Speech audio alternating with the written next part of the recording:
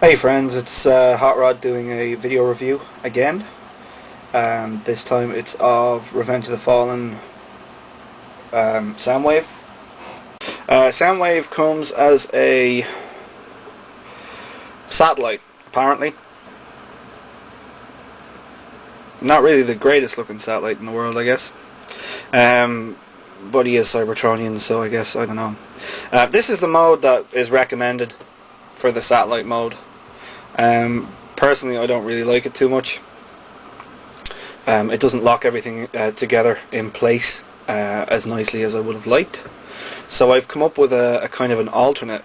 I don't know if I've come up with it, but I'm sure other people have done it as well. Kind of mode for him, which, with a little bit of finagling and a little bit of not fiduciary, because that is something else altogether, but with a little bit of messing about with them, you too can achieve something that looks a little bit more like a satellite by doing it thus.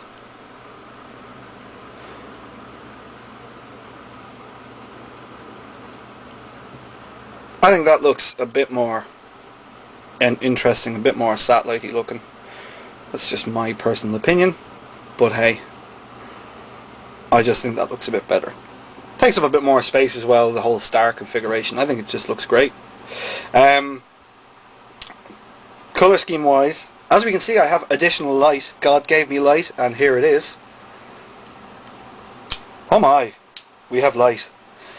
So as you can see, you're getting a kind of a brighter picture now. I don't know if it's coming up too well, but it's a matte grey for the most part, and he's got silver kind of paint detailing along these sort of solar panels. There's quite a bit of translucent blue there, and there. Little bits of red, little spots of red. And then on the back up here is a black missile, which I will actually take out because it's going to be a pain in the ass when I'm doing the transformation. It does fire, and it does sort of look like Ravage. Originally, well, we know in the movie Ravage is shot basically out of Soundwave and he lands, but this basically is supposed to be Ravage's entry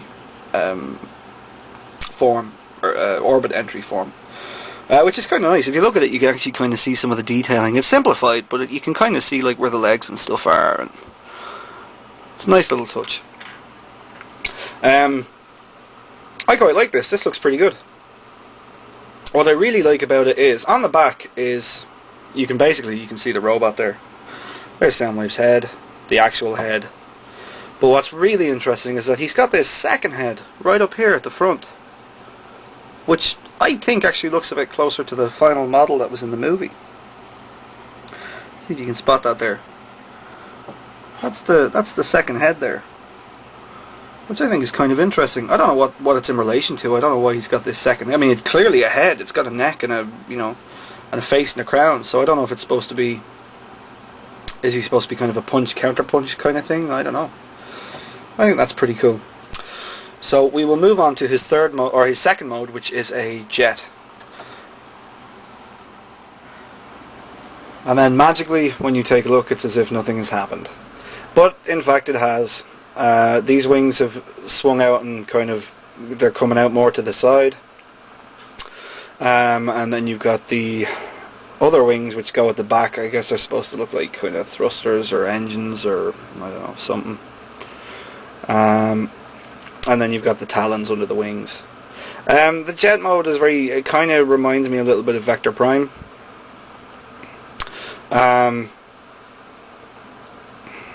But there's nothing terribly spectacular about this or the satellite mode. Satellite mode, has I don't know. The satellite mode looks a bit nicer. At least the one that I was messing about with, I think, looks a little bit nicer than this. The suggested one I don't think is very good, but this is kind of nice, I guess. It's a bit boring, I suppose. I don't know. Maybe it's just me. I'm not overly blown away by the figure in general. He should have been, for me, he should have been bigger. Having him as one of the really small deluxes not just a deluxe, but a very small deluxe. Well,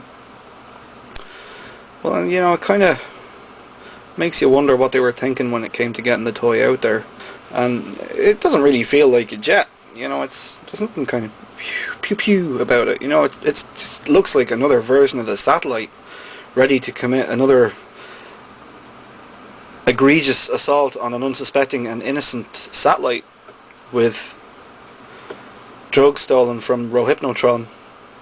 But we'll put him into the robot mode now.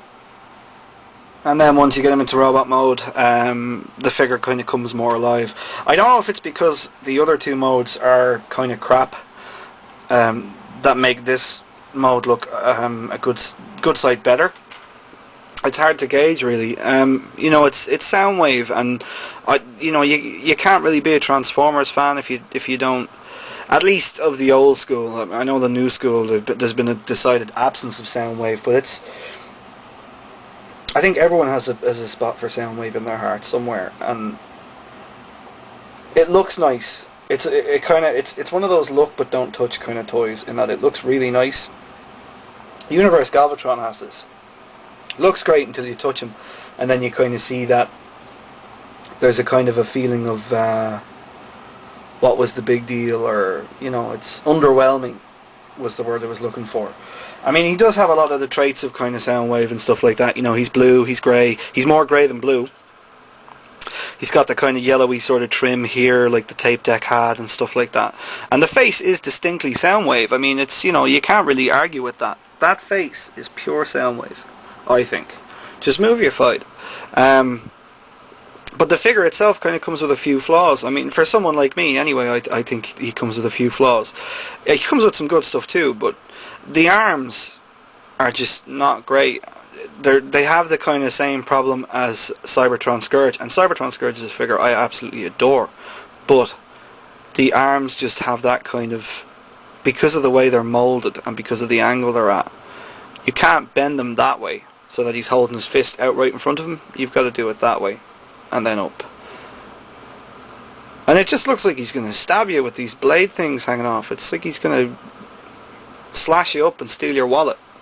Both arms are like that. That's really kind of a little bit disappointing. I mean, it makes for dramatic sort of can poses, but as far as kind of, like, he can do that, but he's got his arms straight out in front of him, and it's not great. The legs, they do have quite a bit of posability. You can move them in and out, forward and back, bend at the knee, and the ankles do actually, they pivot, so you can kind of give them broad-legged sort of posing and stuff like that. The head is on a huge neck, so you can have him be proper upright, or you can kind of hunch him down so he's a bit more creepy, and you know, there is something of Dr. Claw about him. Or the Claw. Was it Dr. Claw or the Claw in Inspector Gadget? I don't know. We'll ponder that. Answers on a postcard, and you'll win a space on the comment board. And other than that, it's like, that's kind of really it. You know, the head you can get full twistiness on. And that's kind of it. I like how kind of you can really kind of stand him regally as well, because he's quite Imperial looking. You know, with the cloaks and all that. There's something kind of like an Imperial sort of Decepticon dandy about him, because of all these kind of wingy things. It's like a cloak almost. He's not a terrible toy. He's just marred by a really bad alt mode, questionable quality of plastic. One really bad alt mode. The satellite one isn't so bad. The jet one's crap. The quality of plastic's not great. The quality of the paint job could have been a little bit tighter, as could his joints. But he's not a terrible figure. I don't know if he's a must for the collection. But if you don't have a Soundwave and you like the movie aesthetic, this is probably for you. Alright, that's it. Cheers, bye.